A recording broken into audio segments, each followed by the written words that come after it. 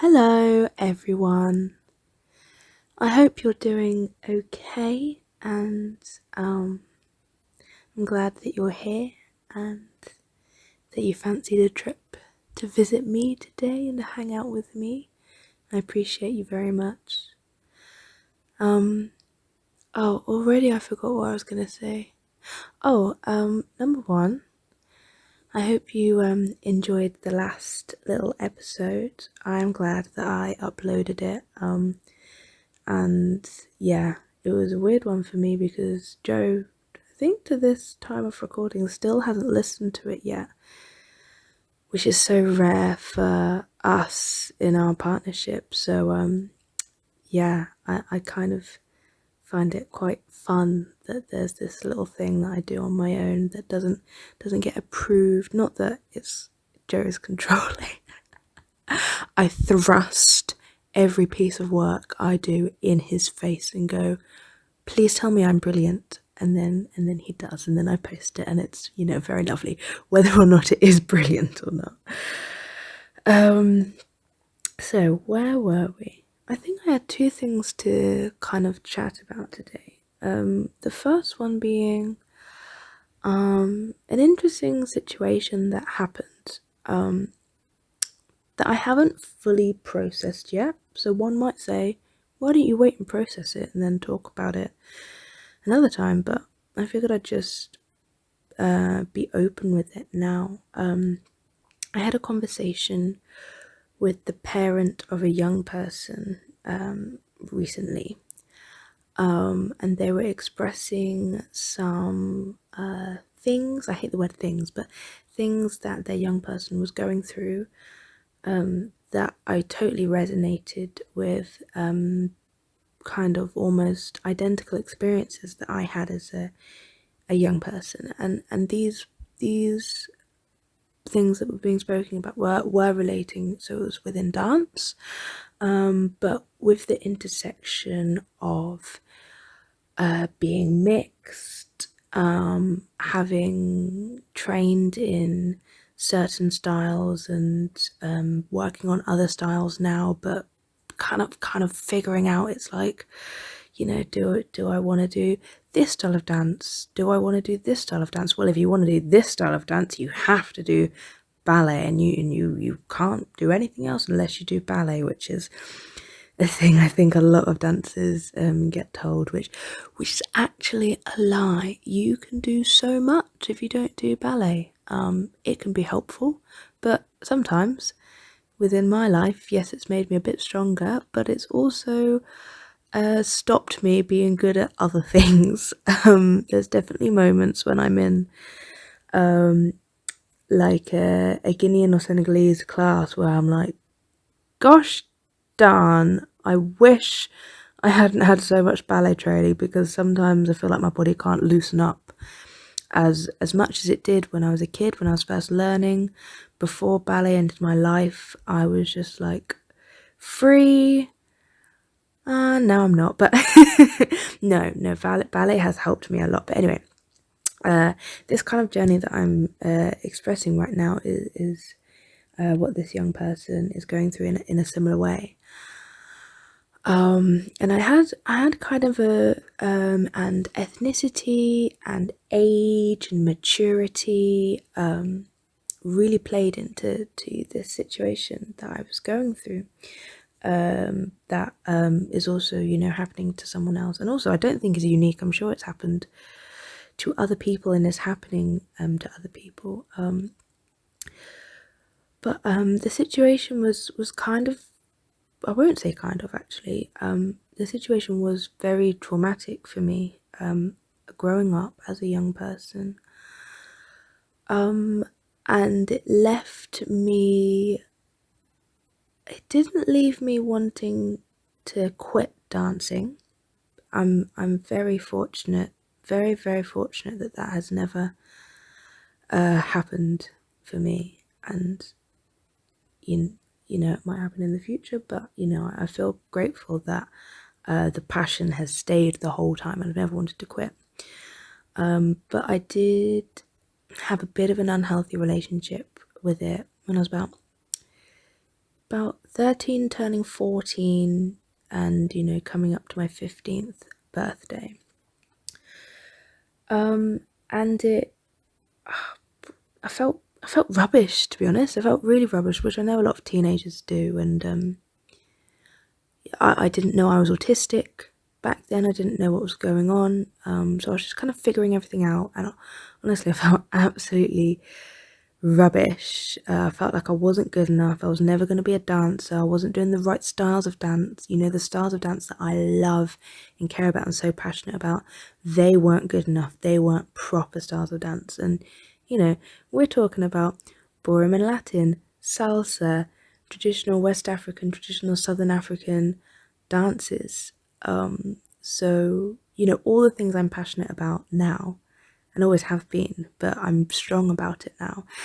So I'm sure you can imagine how much it hurt for the things that I care about to be disrespected and kind of viewed as not proper and not the right thing to do. So there was a lot of trauma relating to that.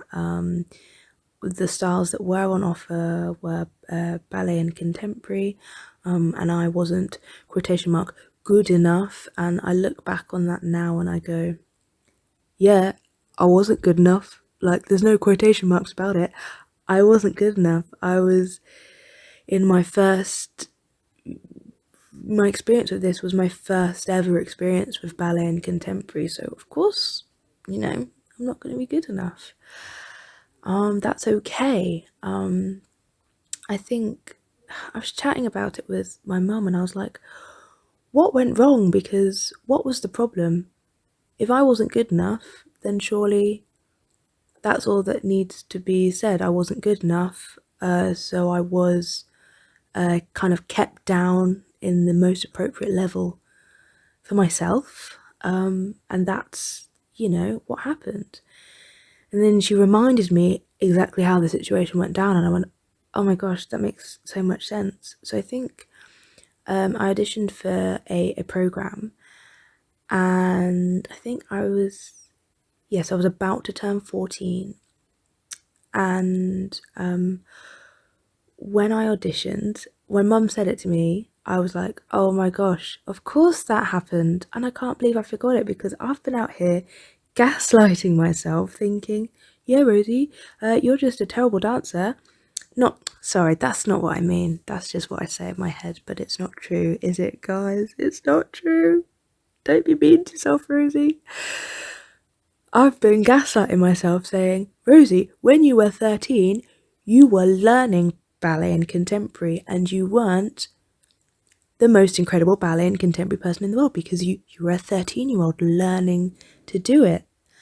So no wonder you were kept in a really low level.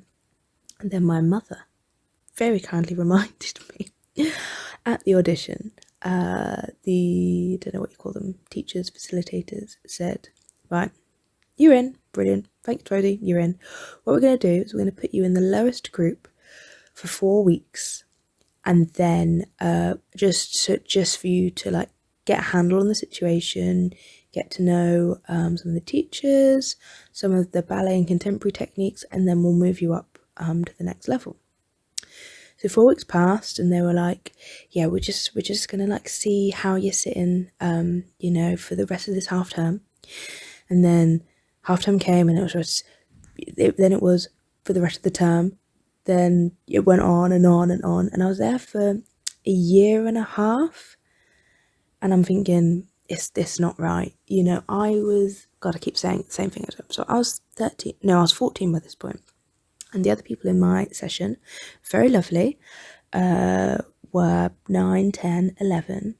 And I found it difficult to relate a lot of the time.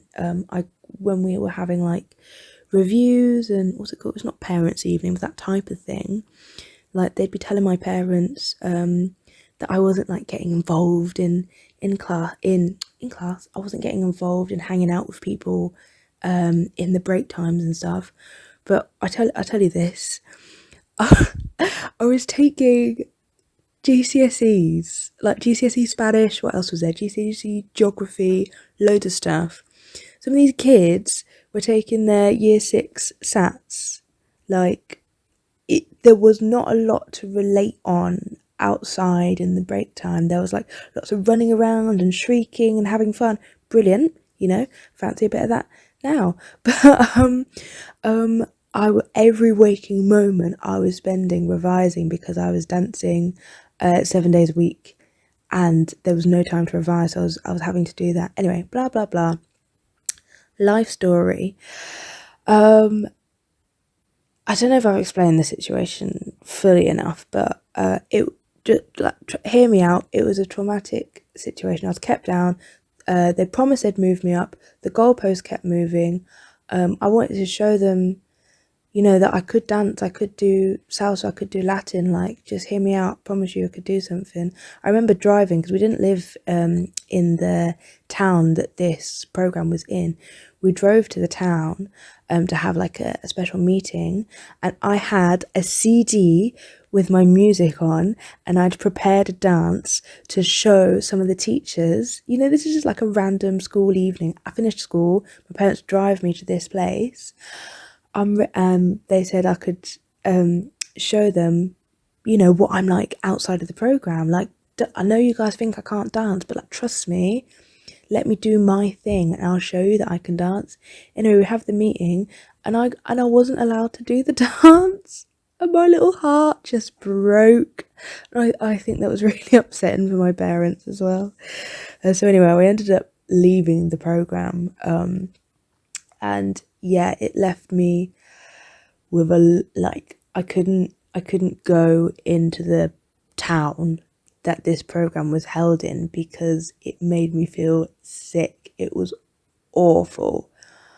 So yeah, it was just not good vibes. And anyway, when I was relating to this young person's parent today, who's in such a similar situation, it brought up a lot of those feelings again, and I actually cried a bit afterwards. It was really emotional for me to hear about this situation, and it made me be like, I don't know what to do. I don't know how to help. I want to be what's the word? Not a mentor, not an inspiration, a role model. I want to be a role model, and help out in whatever I can. I'm just,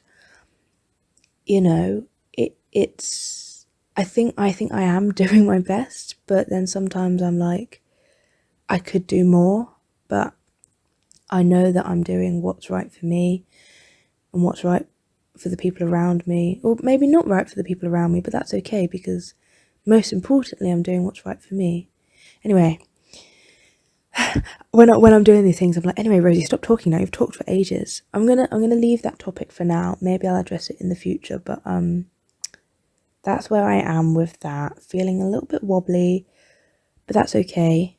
It's important to recognize these feelings and recognize when triggers can make you relate to past traumas, and sit with the emotions and recognize them, and be like, yeah, this is how I felt, and this is what I went through, and kind of open up the wound a little bit and be like, no, you did what you felt was right. Your parents did what they felt was right.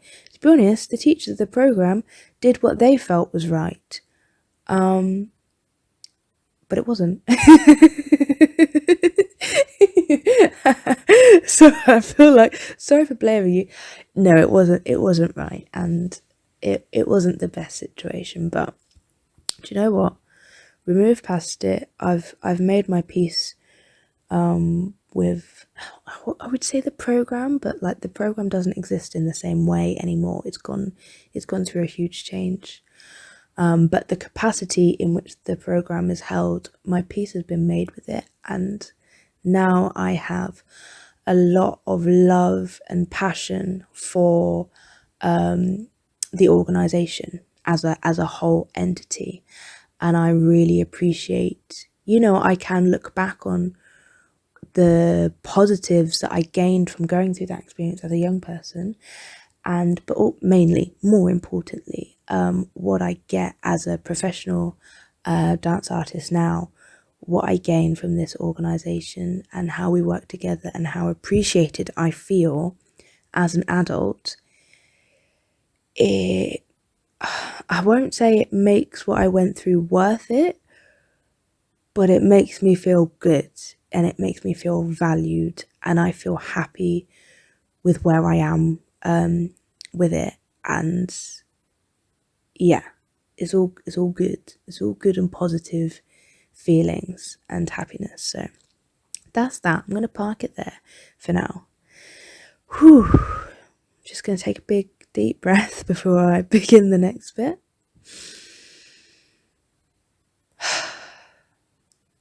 I'm hesitant about doing things like that because I'm like, you're not going to edit this. But, just take a breath. Okay. So, the second thing that I wanted to talk about was, honestly, I feel like when I make these little things, I feel like I'm just, like I said last time, doing a little voice note to Holly or Joe or to another friend and just being like, so guys, here's how my day went. And then it's kind of like I'm expecting everyone who listens to like voice note me back with your day. Like if you don't know me, have me on social media and you can't voice note me, like feel free to just put in the comments, just have a rant, paragraph me, just tell me what's going on in your life, how are you feeling about it, got anything to share, please do. Because this does feel like a little bit one-sided, so please honestly share away. But I think I kind of ghosted around this subject in the last episode. I mentioned what did I mention? I mentioned I was working on new work, combining styles together. Cool. And what did I say? Well, in between that happening, people were recommending me. A couple of, maybe like 3 different people said, are you applying for Colchester Fringe? And I said, no. And then I went, ooh, should I? No. Maybe? No. And then I went on to Twitter, as you do when you've got an important life decision to make. Oh God, it's not that deep, Rosie, calm down. But like, when you've got an important decision to make, what do? You get on social media and you ask your friends, Twitter, Facebook. I don't think I did Instagram. Should I apply to Colchester Fringe? People were like, yes, do it. And I went, oh my God, that's actually boosted me so much. And someone, I think it was Helen Oldfield, said, he was a very good friend. What did she say?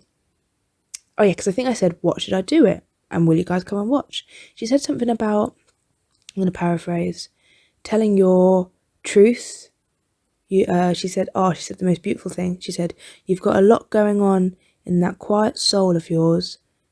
Share it with us. Something like that. Honestly, it touched me immediately.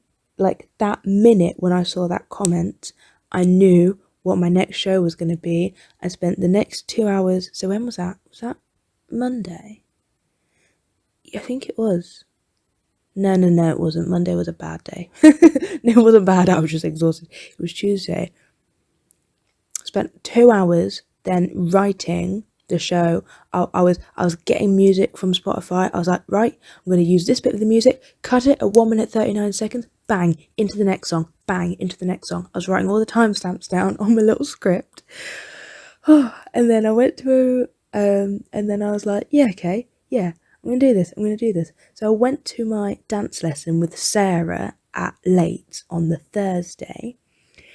And she'd commented on Facebook saying, yeah, absolutely, you can do this. So I devised my first number, which was, okay, what's the song? Do you love me? Do you love me? So I was like, right, Sarah, this is my song, okay? This is the opening number to the new show. Oh, and basically the show is I don't want to say it because it's horrible. But it's cool, promise me, I promise you, it's cool. The show is just me, but it's not like It's not like my life story. It's just like it's just got me in it. It's a one woman show. I'm gonna do some dancing. I really want to involve any of the podcasts. Anyway, I'm getting ahead of myself. Back to Sarah. I was like, Sarah, this is what it is. I'm gonna come in and dance to this song, and I'm gonna enter the stage with a cartwheel. Yes or no? And she went, yes. And get some Diamante shorts on. Just get really don't, if you're going to cartwheel, you got to be showing the audience your sparkly shorts.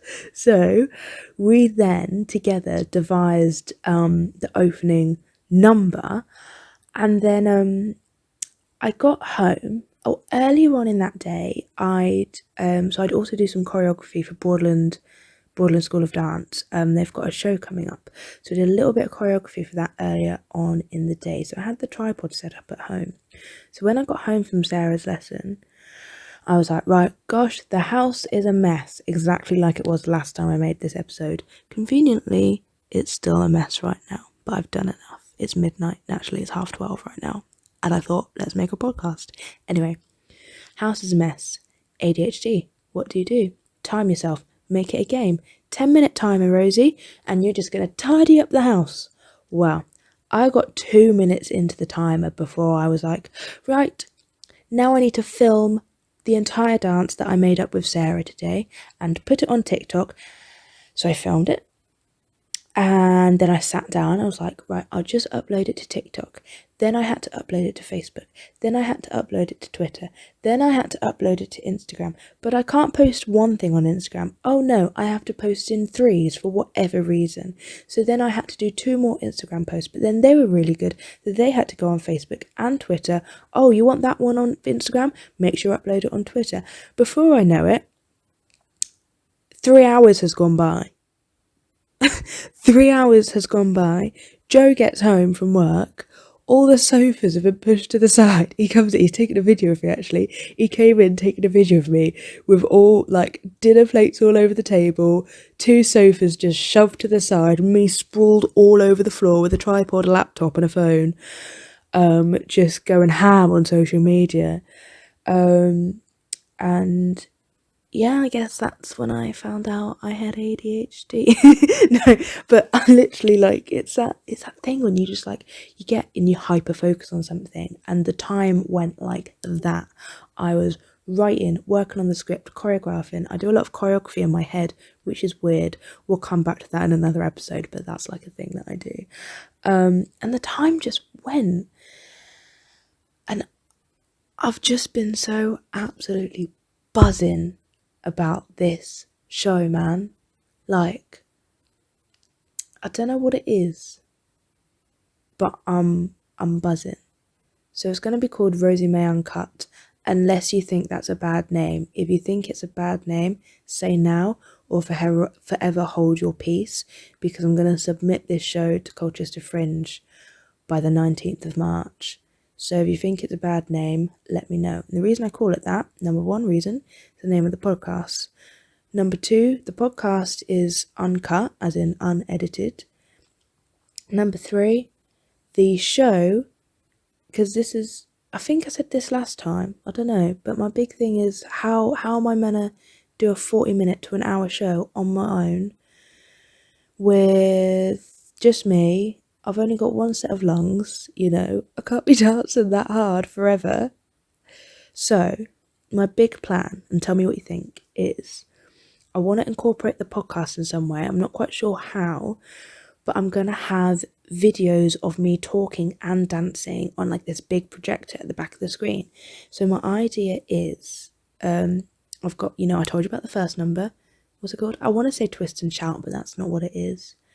I'm so excited. I don't know if you can hear my voice. I'm so excited about it. I feel like I'm speaking even faster than I was earlier. I was like, yeah, here's my trauma. And now I'm like, anyway, my show, Dancy.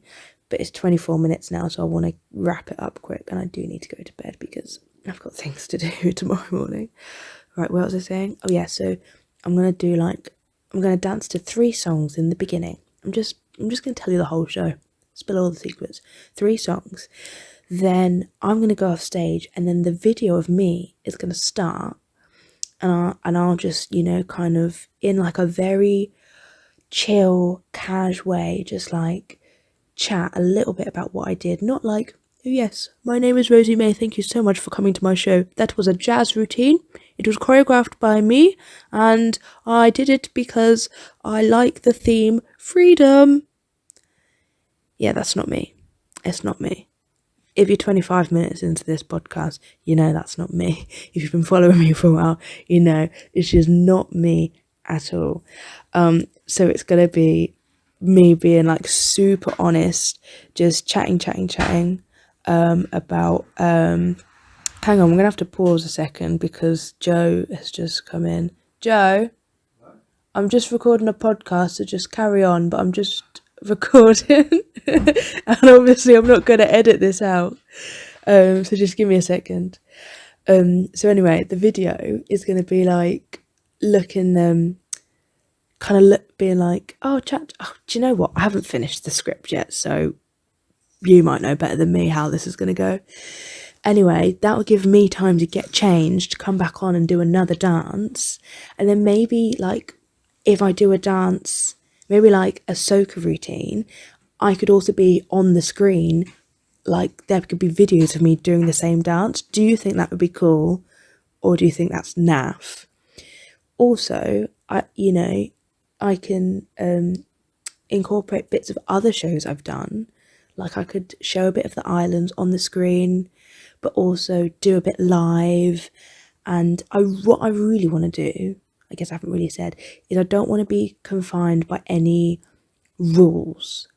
Not because I'm a rule breaker, because I'm the biggest square ever to exist, but because I want to do a jazz routine and maybe a tap routine, but maybe not because I'm a bit scared of tap.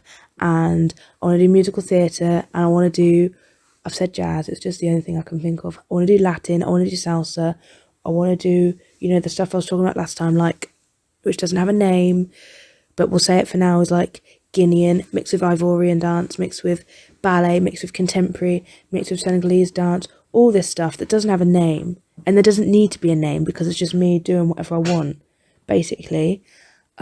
Joe's just come in, he's gonna have some water, I believe. Hello everybody, it's me, Jay Salt. Follow me on Twitch. Don't shush, get out my podcast. So that's it. I just don't want to be confined by rules. I just want to go and do whatever I want. I just want the audience to be happy. I want the audience to feel joy. I want the audience to feel like, I don't know. That's it. I struggle describing it because all I want is for everyone to be happy. Everyone to be happy watching the dance. And will you marry me, Rosie? Oh my gosh, thanks, Joe. Joe just found one of my rings and proposed to me. So you heard it here first, folks. That was really distracting. I've lost my train of thought, so maybe that's a sign to wrap it up. I'm doing a show. It's going to be called Rosy May Uncut. I need to figure out how to get that a little bit of a podcast element in there as well. Chat. Because I love having a bit of a chat, and it will give me a chance to be backstage having a drink. Not a drink, like water. Family show, guys. Family show. I think that's all from me. Again, another cathartic experience. Really enjoyed this. Amazing that I can just upload it without having to be like, oh my gosh, this has to be perfect. I don't know if you guys heard me and Joe on the radio 2022 on John Wright's show. I think hopefully it will be uploaded to Rosie and Joe's channel soon. But I think there's a bit where I'm like, I love YouTube because everything has to be perfect. I can edit out all my bad bits and edit out all the mistakes and stuff. But I think I'm over it now, honestly. I'm over editing myself. I'm over, I'm not going to say I'm over having a perfect Instagram because I love my Instagram. I think it looks boss and I like there being good content, but I don't have to stress about it. If I want to post a picture where I look a bit silly, or I want to post a podcast where I don't edit it and like Joe comes in and interrupts, and it doesn't matter, basically. So I hope you all have a fantastic day. And I would really, this isn't me being like, ooh, comment on my videos. I genuinely want to hear from you guys and want to hear what you're up to, what you're doing, how you're feeling. Do you resonate with anything I say in the video? Do you have anything you want me to talk about? Like, I mean, that's assuming you're still here 30 minutes in. But I feel like if I was a fan of me or a fan of the type of things I do, I'd watch this because I listen. There's a podcast I like listening to. It's sometimes the episodes go on for an hour and 40 minutes, and it's incredible. And I lap it up, and it's terrible. But I truly believe that the right audience will find these videos, or just anywhere. The right audience will find the right videos, just generally. And that's brilliant and awesome. And trust the process. This is now me advising myself, but also advising you. Trust the process, just do you, and have a great day. Right, I'm gonna wrap it up because I think Joe's probably gonna wanna have a little chat and a debrief about his day at work. And before he went out to work I was crying because of that situation. So I need to reassure him that everything is okay. He doesn't have to worry, and that I did put the washing out that he asked me to do, but I didn't put the washing away that he did ask me to do. So I better go do that before he gets off the toilet. Right, love you, bye.